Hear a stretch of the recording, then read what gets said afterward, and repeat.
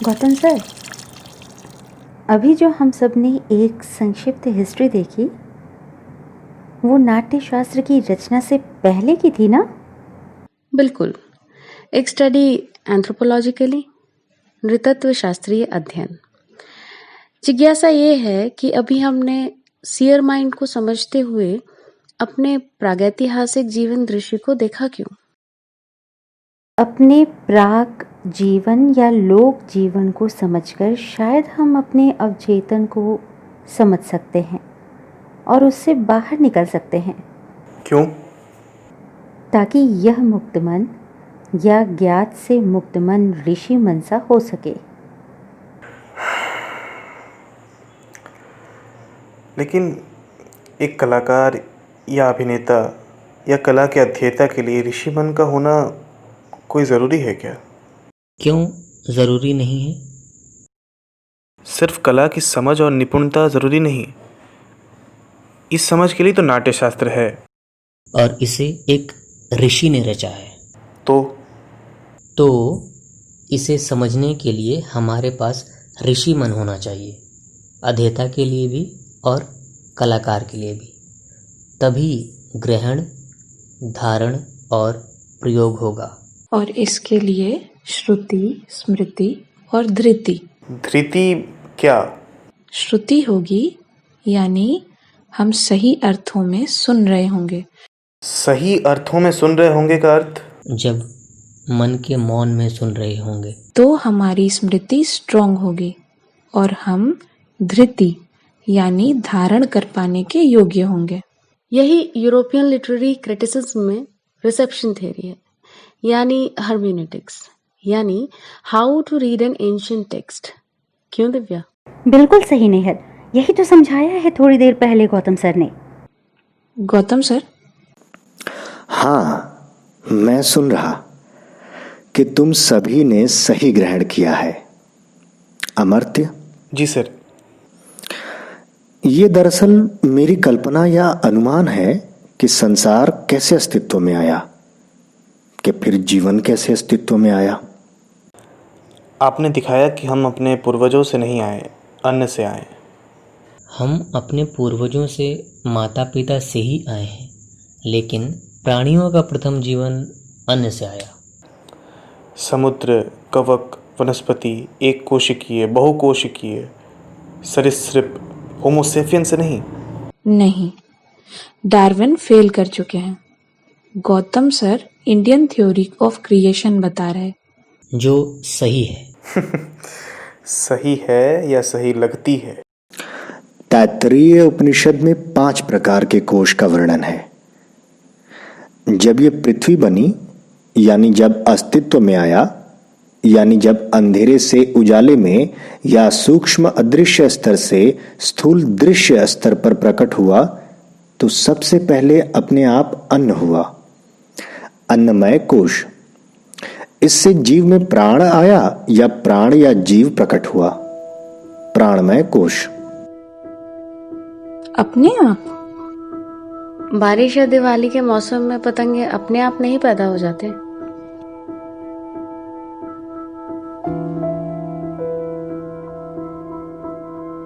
मैं बचपन में घास पर पत्थर रख देता था। 1 महीने बाद जब पत्थर हटाता था तो घास और मिट्टी तो मर चुकी होती थी क्लोरोफिल की प्रक्रिया न होने से, लेकिन वहाँ केंचुआ और दूसरे कीड़े प्रकट हो जाते थे। ये जीवन कहाँ से आया? क्या गजब का ऑब्जर्वेशन है सुमित, अपने लाइफ एक्सपीरियंस है तुम्हारा। तब तो हम नहीं पूछते कि इनका प्रथम पिता कौन है।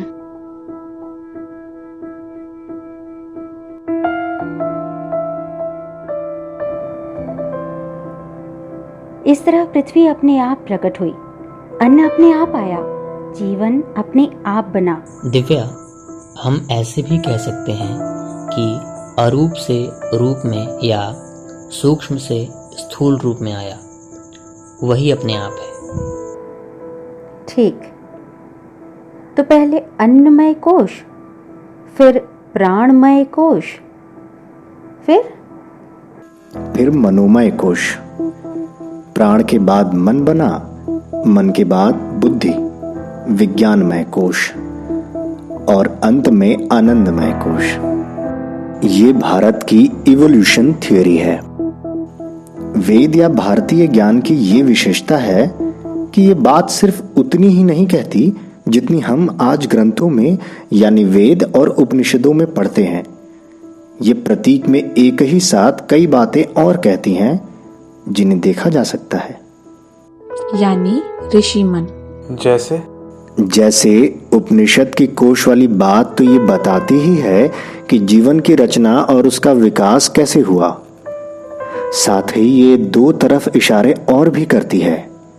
एक तो ये कि मनुष्य के बाद रूप के स्तर पर और कोई रूप संभव नहीं, यानी नो एलियंस। यस। और दूसरा जो सबसे महत्वपूर्ण है वो ये कि मनुष्य को बुद्धि स्तर से आनंद स्तर तक जाना है, दोबारा अन्य के स्तर पर नहीं। यानी जन्म हो गया, अब मृत्यु नहीं। मृत्यु न हो कि फिर अन्न या 5 तत्वों में मिल जाएं, बल्कि अमृत के आनंद का रस लें। इशारा ये है, तभी इसे थ्योरी ऑफ क्रिएशन कहा गया है। जीवन मिलने पर जब जीवन ही नहीं रहा तो फिर हमने जीवन पाकर क्रिएट क्या किया? हाँ, क्या हमने ऐसे जीवन को क्रिएट किया जहां मृत्यु नहीं, जो जीवन संप्रति अदृश्य है, जिसका लोप नहीं? ये ज्ञान है, यही वेद है, मृत्यु से अमरता की ओर ले जाने वाला प्रकाश। दृश्य में आपने यही दिखाया कि प्राक आदिम इंसान के पास 2 आश्चर्य थे, जन्म और मृत्यु। प्रिमिटिव आदमी डरा हुआ था, आज भी है। वो पशुओं के साथ रहकर पशुओं सा जीवन जीता था, आज भी जीता है। हिंस्र था, लालच और डर और ईर्ष्या से भरपूर, आज भी है। क्योंकि उसने क्रिएट नहीं किया, नेचर को जी रहा, जैसा जीवन मिला है उसी को जी रहा और फिर मरकर अन्न में मिल जा रहा।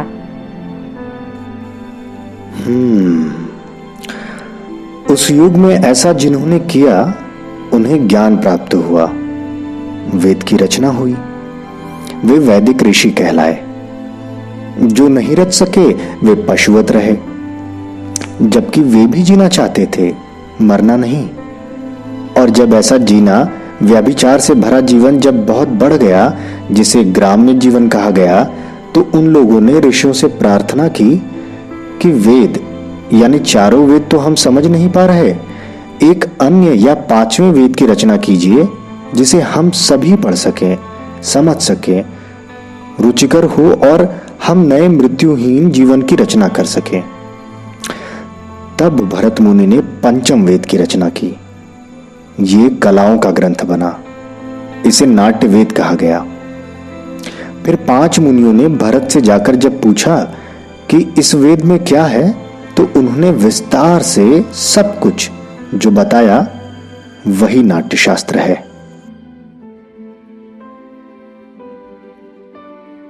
अर्थात कला और सौंदर्य की दृष्टि से आत्मज्ञान। हाँ, कला और सौंदर्य तो वेद में भी है, लेकिन इसमें वे ही बातें इस तरह है कि लोक जीवन यानी आम लोग भी देख सीख कर समृद्ध हो सके। हमारी तरह वे ऋषि भी 5 थे जो भरत मुनि से नाट्य वेद पढ़ने आए। बुद्ध के भी 5 शिष्य। वे हमारी 5 ज्ञानेंद्रियों के प्रतीक भी हो सकते हैं। ये तो अभी से इंटरेस्टिंग लग रहा है भी। और इस ज्ञान के बाद अब हम मरेंगे नहीं, सिर्फ देह को छोड़ेंगे। ऋषि सत्य, आर्य सत्य, आप्त वचन, आर्षवाणी। सब कुछ अप्रकट था, इसीलिए अज्ञान था, भौतिक स्तर पर भी, मनोवैज्ञानिक स्तर पर भी। जैसे उन्हें उस प्राक युग में पता नहीं था कि वे सोच भी सकते हैं, मृत्यु से भयभीत होकर सुरक्षा के लिए सोचने लगे तो उन्हें पता चला कि वे सोच भी सकते हैं। इस तरह वे पशुओं से भिन्न होते गए। थिंकिंग फैकल्टी प्रकट हुई जो पहले से थी, छुपी हुई, अदृश्य। ऐसे ही प्रकट हुआ वाक। वे नहीं जानते थे कि वे मुस्कुरा भी सकते हैं क्योंकि पशु मुस्कुराते नहीं।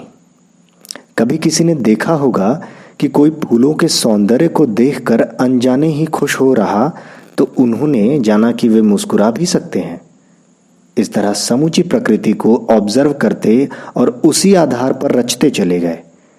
लेकिन इस तरह जो प्रकट हुआ और उस प्रकट के स्तर पर जो नाट्यवेद रचा गया, यदि हम इस दृष्टि से इस ग्रंथ को पढ़ने जाएंगे तो फिर समझ नहीं पाएंगे। फिर किस दृष्टि से पढ़ें या पढ़ने के लिए कौन सी नाट्य शास्त्रीय दृष्टि कहाँ से लाएं? क्यों ऋषि दृष्टि? गौतम सर, ऋषि मन ही ऋषि दृष्टि है ना?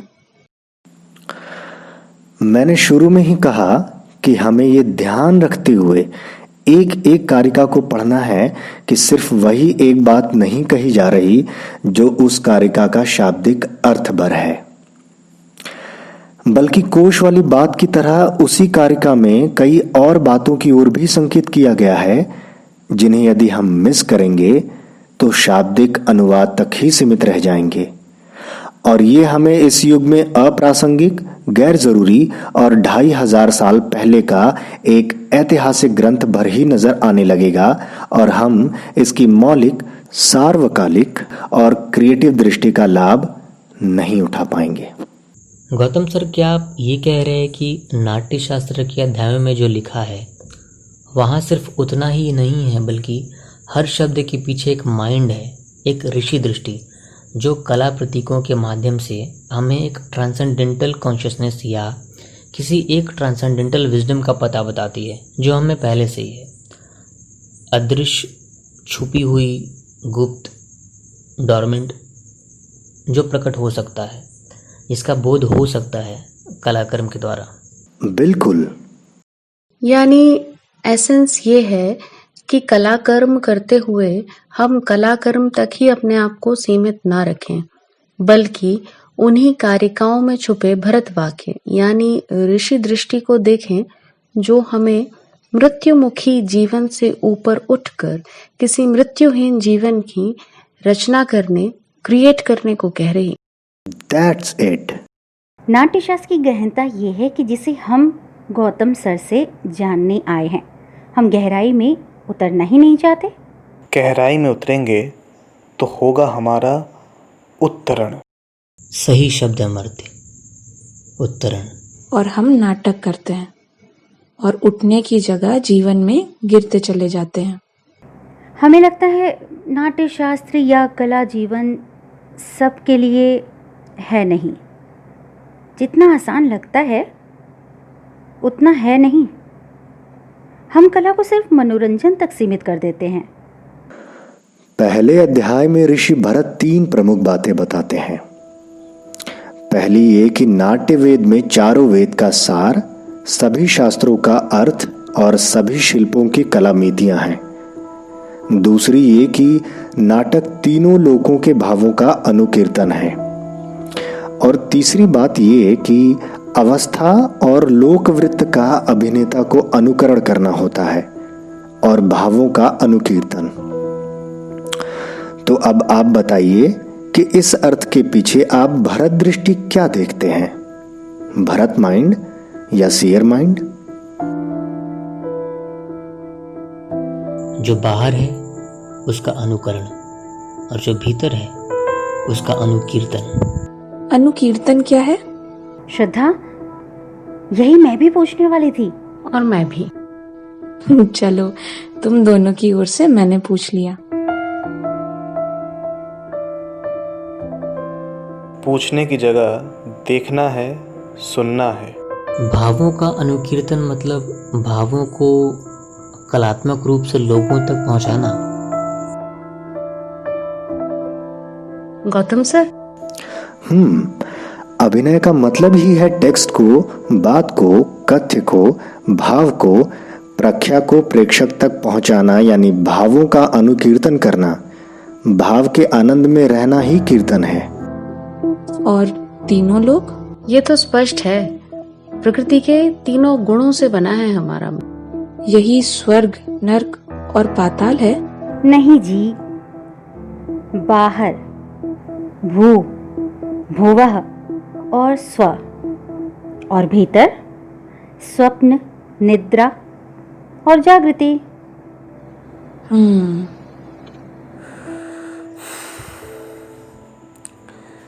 इन्हें पढ़ने के साथ हमें वैदिक शास्त्र भी पढ़ने हैं, चारों वेद भी, क्योंकि ये सभी शास्त्रों के अर्थ से संपन्न है।